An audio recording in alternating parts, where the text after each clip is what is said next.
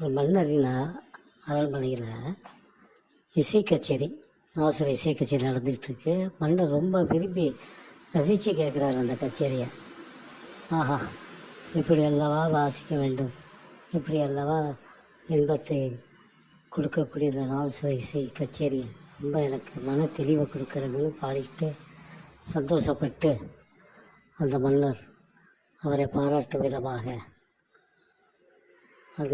அவர் கூட வாசித்த ஒத்து ஒருவரை கூப்பிட்டு பொற்காசுகளே அவருக்கு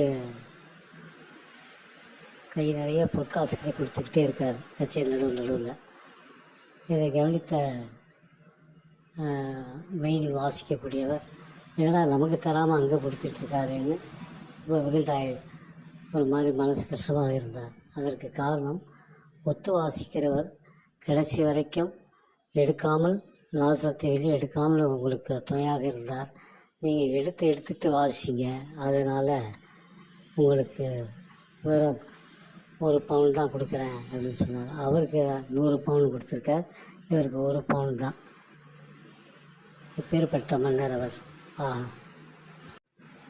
இப்படி ஞானம் இல்லாத மன்னர்கிட்ட தொழில் பண்ணிட்டோமே என்று மிகவும் வெக்கித்து நின்றார் அந்த வித்வான்.